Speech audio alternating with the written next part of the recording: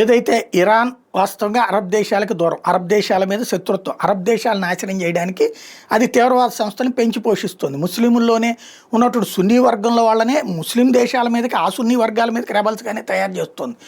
అందులో భాగమే హౌతీలు కావచ్చు, హమాస్ కావచ్చు, హెజ్బుల్లా కావచ్చు, ఇస్లామిక్ రెసిస్టెన్స్ ఫోర్స్ కావచ్చు, ఇస్లామిక్ జిహాదిస్ట్ ఫోర్స్ కావచ్చు, ఎన్ని తీవ్రవాద సంస్థలు యెమెన్లో కావచ్చు, లెబనాన్లో కావచ్చు, సిరియాలో కావచ్చు, పాలస్తీనాలో కావచ్చు, ఇరాక్లో కావచ్చు, ఉన్నవన్నీ కూడా ఇవే. అక్కడ షియాలు తక్కువే, కానీ సున్నీల్లో ఉన్నటువంటి వర్గాల్ని కూడా ఇది వాడుకుంటున్నటువంటి పరిస్థితి. అయితే వీళ్ళందరినీ శత్రువులను పరిగణిస్తుంటాయి అరబ్ దేశాలు. వీళ్ళెళ్ళి అరబ్ దేశాల మీద అప్పుడప్పుడు డ్రోన్ దాడులు, మిస్సైల్ దాడులు చేయడం, వాటిని అవి నిలువరించుకోవడం చేస్తూ వస్తున్నాయి. ఇప్పుడు ఈ మధ్యన ఇరాన్నే ఇజ్రాయెల్ చితకబాదినప్పుడు ఆ దేశాలు సంతోషించినాయి. అదే సందర్భంలో ఇప్పుడు ఖతార్ మీద ఇజ్రాయెల్ దాడితో ఇరాన్ సంతోషించడంతో పాటు ఇప్పుడు ఆ దేశాలను రెచ్చగొడుతుంది. ఇజ్రాయెల్ కనుక మీరు వదిలేస్తే రేపు పొద్దున Saudi Arabia, Turkey next target అవుతుంది అంటూ ఇరానియన్ సైనిక జనరల్ వాళ్ళని రెచ్చగొట్టే ప్రయత్నం చేస్తున్నారు.